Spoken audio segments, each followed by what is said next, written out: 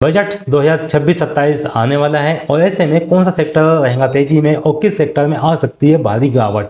क्या होगा सस्ता, क्या होगा महंगा, इन्वेस्टर ऐसे में क्या करे। तो दोस्तों आज के इस वीडियो में मैं आपके लिए बजट 2026-27 से लेकर एक थीम लेके आया हूं और यहां पे आपको पूरी जानकारी को डिटेल में बताने वाला हूं और कुछ एक कंपनीज जो बजट के समय में हाई मोमेंटम दिखाती है, इन स्टॉक को आपकी वॉच लिस्ट में आपको जरूर रखना चाहिए ताकि जब फाइनेंस मिनिस्टर बजट भाषण अनाउंसमेंट करे तो इन सेक्टर में आपको हलचल होते हुए दिखाई दे और आगे आपको क्या करना है वो सारा की सारा आपको आज के इस वीडियो में मिलने वाला है।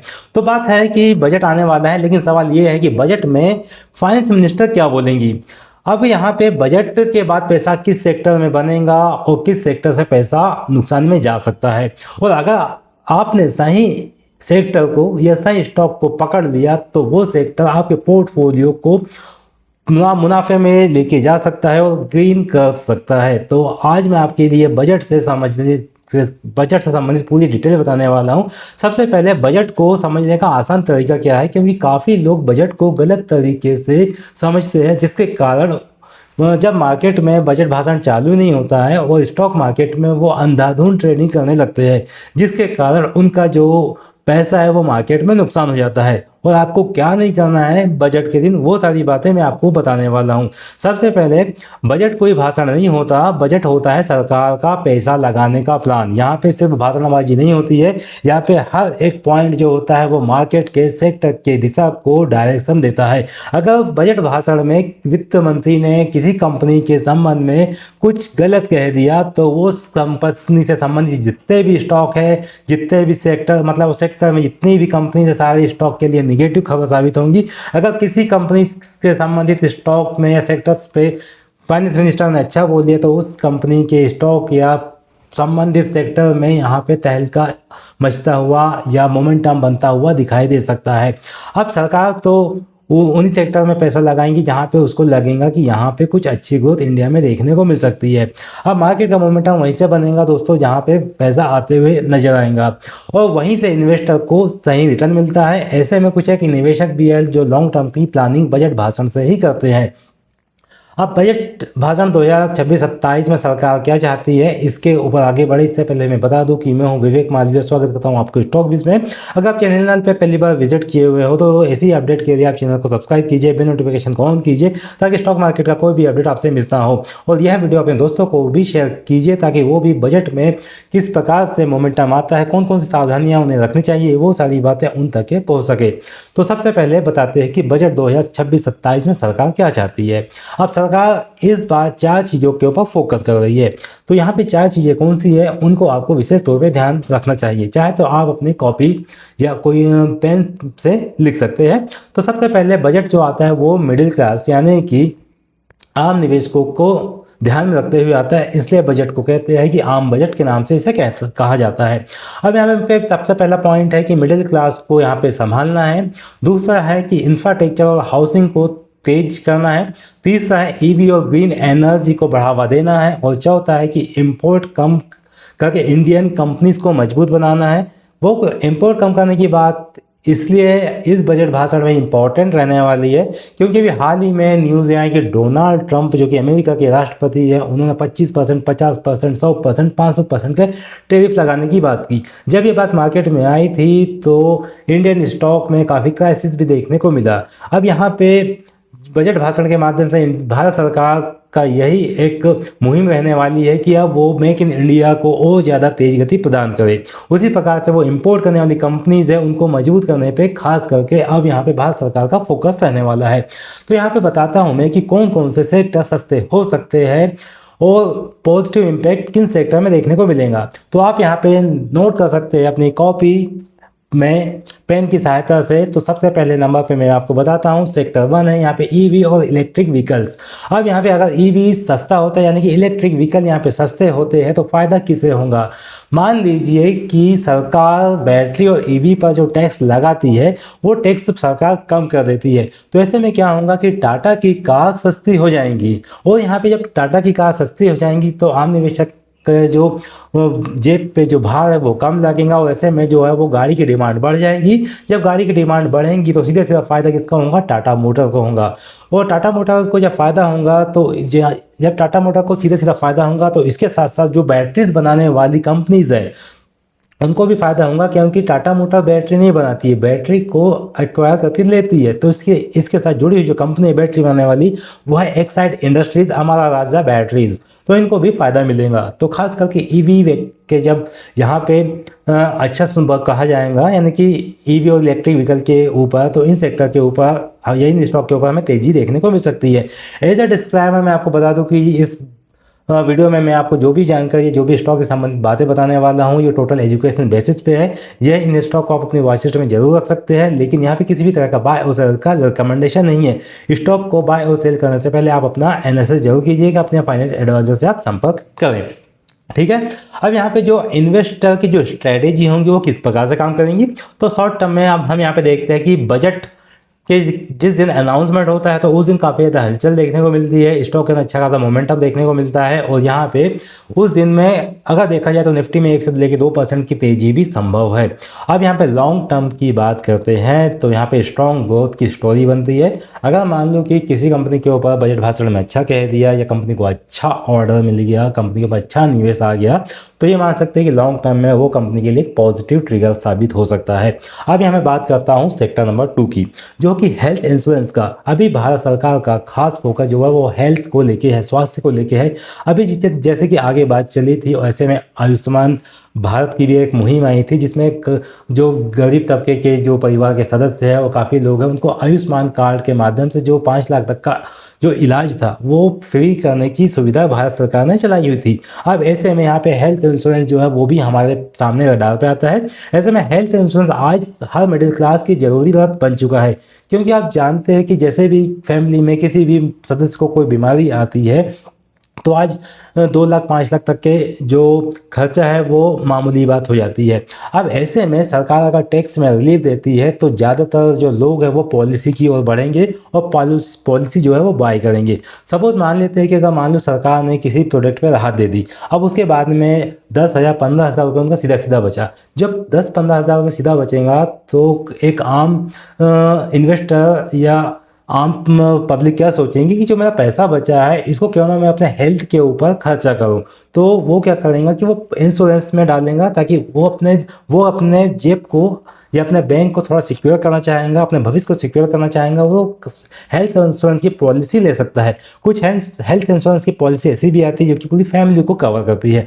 तो ये हेल्थ इंश्योरेंस वाला जो टॉपिक है ये भी काफ़ी इंपॉर्टेंट रहने वाला है। और इसमें जो इंश्योरेंस सेक्टर से जो जुड़ी हुई कंपनी है उसमें किसको फायदा हो सकता है, तो यहाँ पे स्टार हेल्थ नंबर 1 पे आता है, नंबर 2 पे आता है आईसीआईसीआई लोम्बार्ड और नंबर 3 पे आता है एचडीएफसी लाइफ इंश्योरेंस। तो ये इंश्योरेंस प्रोवाइड करने वाली कंपनीज हैं, इनको आप अपनी वॉच लिस्ट में रख सकते हैं या इनसे संबंधित जो भी स्टॉक है उनको सर्च कर सकते हैं, उनको आप अपनी वॉच लिस्ट में ऐड करके रख सकते हैं। अब मैं बात करता हूँ यहाँ पे सेक्टर नंबर 3 की, जो कि हाउसिंग और रियल एस्टेट से।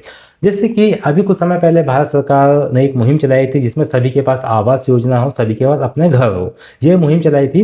तो उसी प्रकार से आवास लोन में इंटरेस्ट में थोड़ी भी राहत अगर मिलती है तब ऐसे में क्या होगा, तो समझ लो हाउसिंग सेक्टर में डिमांड यहाँ से वापस लौटेंगी। क्योंकि अगर मान लो कि कोई व्यक्ति हाउस लोन लेना चाहता है, रियल एस्टेट में यानी अपने घर वगैरह बनाना चाहता है, उसको लोन की आवश्यकता है। ऐसे में अगर वहाँ पे कुछ भी कम होता है और सीधा सीधा इसका जो बर्डन है वो घटता है एक आम आदमी की जेब पर, तो क्या करेंगे कि वो लोन लेके अपना घर बनाने के बारे में पहले प्लान करेंगे। अब जब घर बनेंगे तो ऐसे में क्या होगा, घर बनने के लिए कौन कौन सी चीज़ें लगती है आप ये कमेंट करके बता सकते हैं। जैसे कोई घर बनाता है तो सीमेंट लगेगा, लोहा लगेगा, ठीक है, यानी कि स्टील, और इंफ्रास्ट्रक्चर लगेगा। ये सारी चीज़ें लगती है। इसके अलावा भी अगर कोई चीज़ें लगती है तो आप मुझे कमेंट करके मेंशन कर सकते हैं। तो जब ये चीज़ें लगेंगी तो आप समझ सकते हैं कि हाउसिंग में जैसे ही बजट पर कुछ कहा तो इससे संबंधित जो स्टॉक है इसमें हमें मोमेंटम देखने को मिल सकता है। जैसे कि L&T, लार्सन टोब्रो, DLF जो कि एक हाउसिंग DLF हाउसिंग है, और उसके साथ गोदरेज प्रॉपर्टीज़ जो जिसका पूरा की पूरा बिजनेस जो है वो प्रॉपर्टीज़ में चलता है।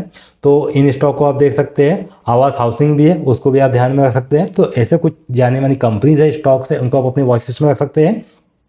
अब यहाँ पे अगर लॉन्ग टर्म के निवेशक है तो उनके लिए जो होगा कि ये पूरा की पूरा जो सेक्टर है लंबे समय के लिए स्ट्रॉन्ग पॉजिटिव हो सकता है। ठीक है, इस प्रकार से हमें आगे मोमेंटम देखने को मिल सकता है।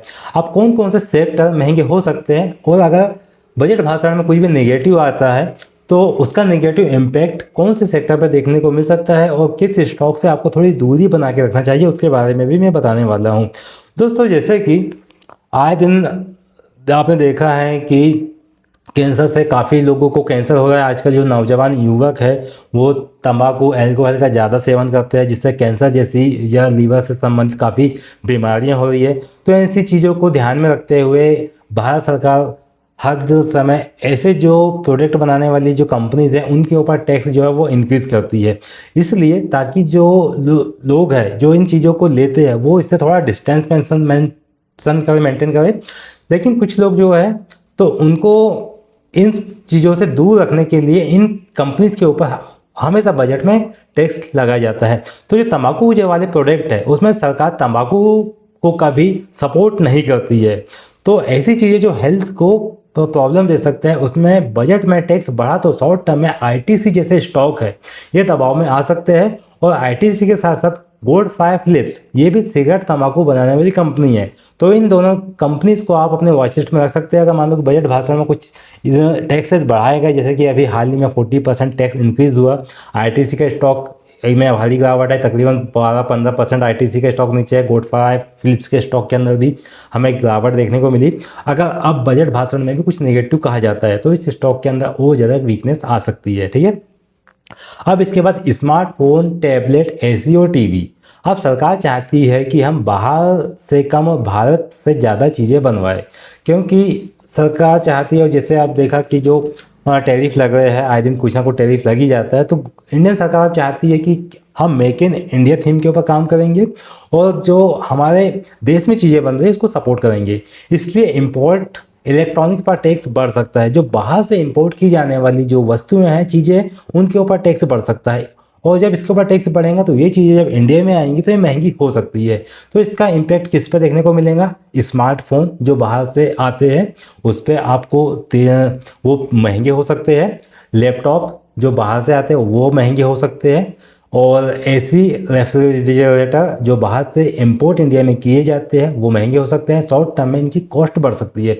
जब ये महंगे होंगे तो ऐसे में जो आम नागरिक है, आम जनता, उनको ज़्यादा पैसा देना पड़ेगा। अब जब ज़्यादा पैसा देना पड़ेगा तो अगर उसके ही सपोर्ट में कोई अपने देश की कंपनी प्रोडक्ट बना रही है तो पब्लिक का रुख उस मतलब कि होम बेस्ड प्रोडक्ट की ओर होगा।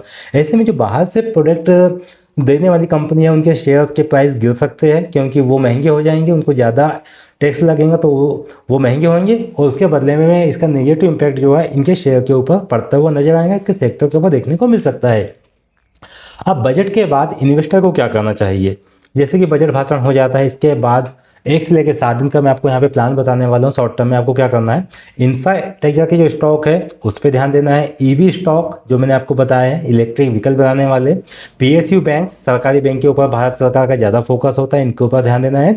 बजट स्पीड के बाद इनमें जो मोमेंटम आता है तो इन स्टॉक को आप अपने वॉच लिस्ट में ऐड कर सकते हैं, क्योंकि सबसे पहले जब बजट भाषण आता है तो प्राइवेट सेक्टर से ज़्यादा सरकारी कंपनीज को इसका बेनिफिट मिलते हुए नजर आता है, क्योंकि जो पैसा आता है वो सरकारी कंपनीज के ऊपर पहले दिया जाता है। तो इन कंपनीज को फ़ायदा होगा और इनके स्टॉक के ऊपर आपको विशेष तौर पे नज़र रखनी चाहिए।